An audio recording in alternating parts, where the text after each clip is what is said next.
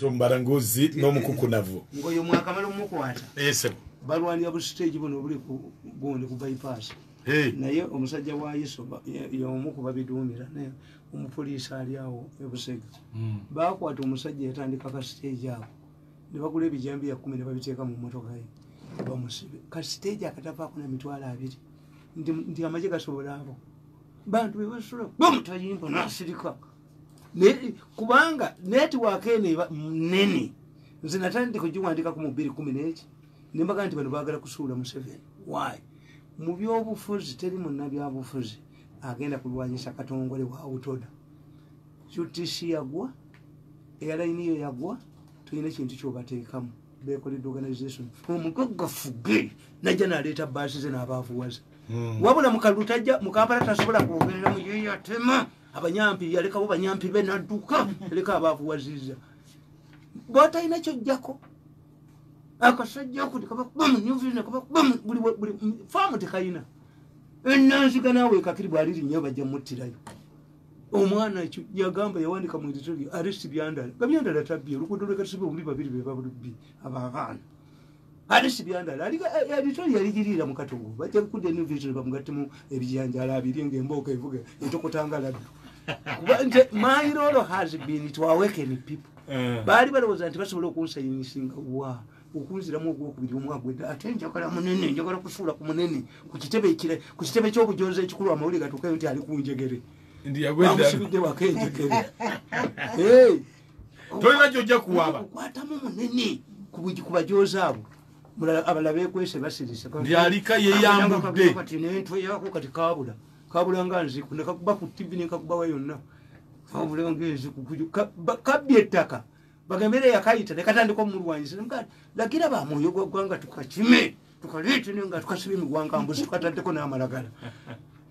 Once you understand these things nti omukazi wa opportunities nalabye parliament bweni bamubuuza how did you sack all of these people lwaki tebawaaba kiri mu tteeka ki bajjeno bwe babanga bakoze mutiny bonna tebabakuba amasasi baba baagala kuwamba gavumenti. Oyinza okubuuza omuntu nti wabagobera ki ekyo ekifana kiba kyagala opportunity nti tugenda President Museveni agenda okukwata gavumenti nga mu gavumenti yonna nga bebagiina ekyo kyennyini kyekigenda okubaviirako revolution mudduke. Tewali ajja kukkiriza mmwe kujooga abantu abatasukka 10 tebasobola kujooga ggwanga lino.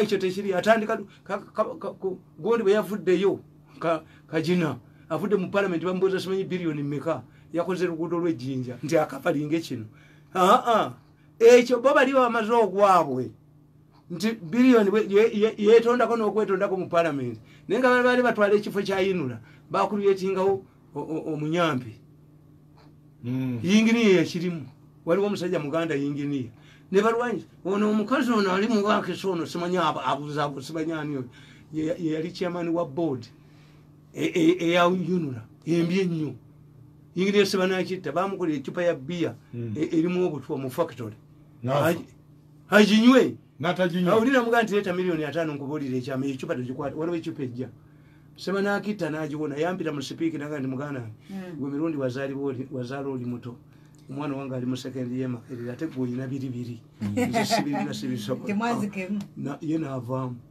n'akibalekera obujozi bo be balina okubeera ewali ssente wokka but do you know the damage ensi Museveni yagikwatiridde bwati era nesinga tagirina ndi worried nti Museveni bwe mutunuulira ne Uganda bwe ngitunuulira efaanana Yugoslavia yagwamu olutalo olw'ekiyekera nga Abasaabiya be basinga obungi.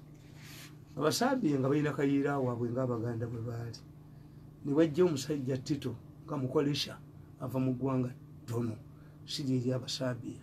Tito n'afuga emyaka 3 naye Tito bwe yafa ne bagamba nti mwe abakolesha mutufuza emyaka 35 tukole rotational presidency nga buli tafaayi ereeta pulezidenti emyaka 2 bwe baatuuka ku bakolesha ne babaga nti amu mwafuga 35 mugira mulinda abakolesha ne baga nti ate ffe abatalifuka ku ggwanga mutuvunaana ebya Tito katwetemeko Yugoslavia erimu amawanga aga naye okutuuka okwetemamu emundu eyavuga Yugoslavia naye ne mugiroga buli omuntu buli mumu mujja kujoogawo ndi bano katubagobe ono katumugobe kuba tulina gundi noga nti omusajja bulaza yazze n'apakinga emmotoka ne bulaza munne n'akuba essimu n'agenda yagenze nomukubira essimu nti jangu wano Grace the King weyabulidde kakati kyetubuuza bakugamba fayiro tennaba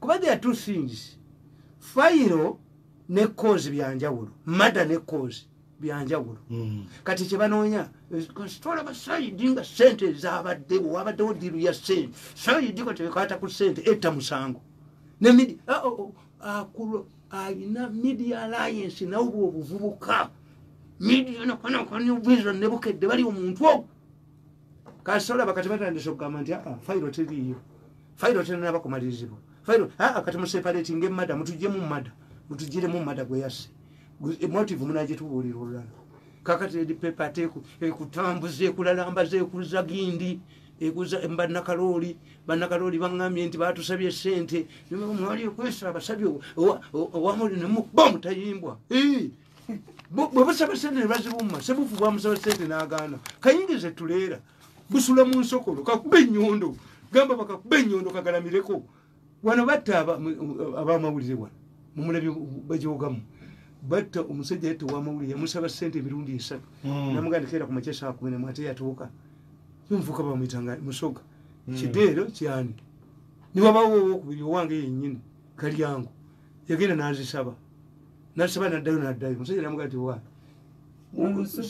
sente kati oyagala mmeka nti bwetooko nolusijja kukomawo sente embeera nazo lwaggulu njazikuliza ekirewo babamusuula ku mwala enyanama kusaba sente kuba balina bulakameeri eyo nti kati mukitwale mu bannakalooli nti kyewaabwe ayina very well nti okulonda kwali kwamaanyi ono yafudde yawangulira kalwaka naye election bwete bwekola yuhiru eggulo watugambye nti homosexuality olwaleero tugambye nti ate biri kya gundi olubabanoonya abayiso balyese manya abagundi abo mwe kola statement braza gundi akoze statement wano batugamba essomero gyebayokeramu abaana eyerakaayo yavayo DPC I want these people gwetuyogera gwetulina mumuze ngalabi what did you do?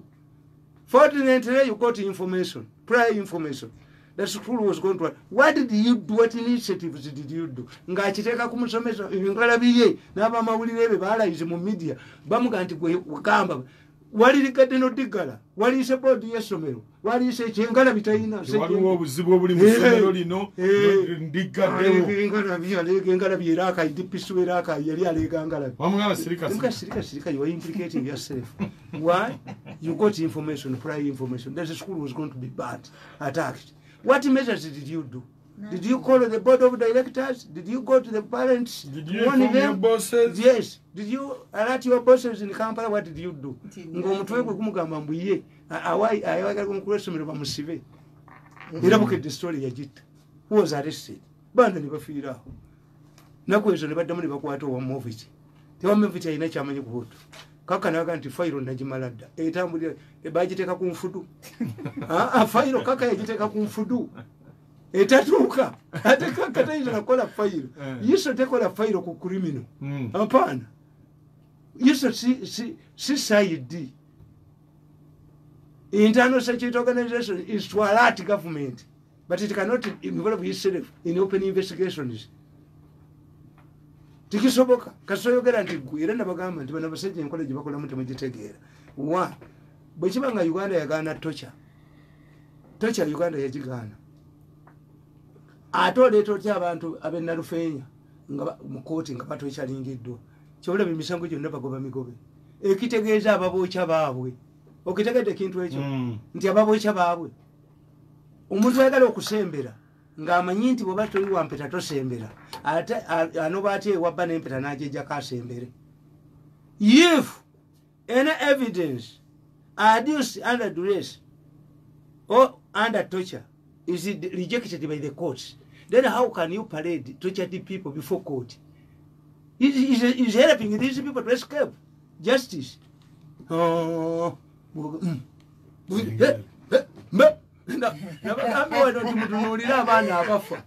Mutunulira abaana abafa emyaka gyabwe n'abattibwanga luli gyegimu. Can't it be that the method of killing has changed? Mutuli abaana bafa nga bazaala emyaka gyegimu mugyeyo n'abaafa luli nga babatta bali. What was the motive? To kill women. What are they doing now? To kill women with the same age. Do you see any panic in the Ministry of Health?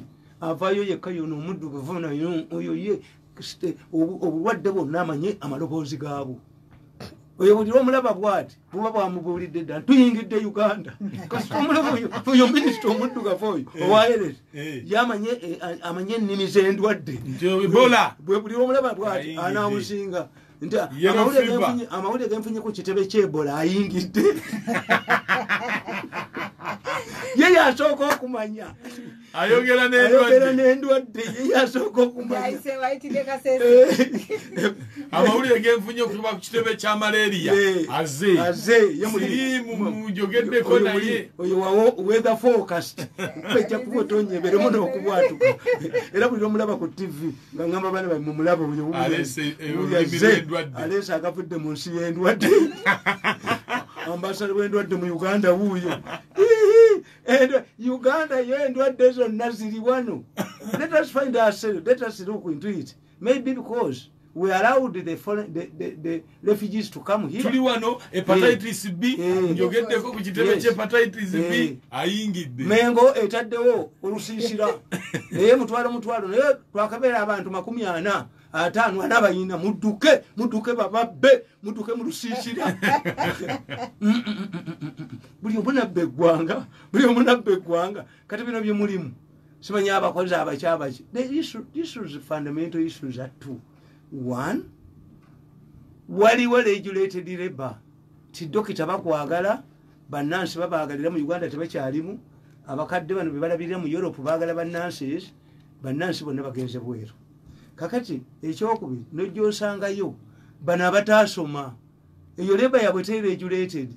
Omusajja omuwalabu oba omukazi omuwalabu etteeka ly'omuwalabu likuga nti osobola okwegulira sireevuwo.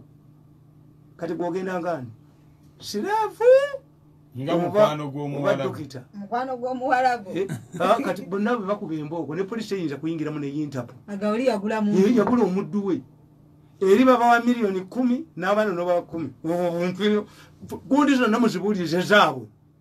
Kati gwe tosuubirayo government protection togisuubiramu. Ne Nambooze bano bayinza okuŋŋanja ssente n'avumbeera nze Nambooze manya ali very strategic. Oba ekyokubiri tibaalukwagoba Nambooze bafunye strategy empya nti mwefuule ab'abantu mwefuule kati ab'abantu nzokolera abantu twekalakasa tugenda walukwago nedda. Your time for helping Kampala people, you misused it.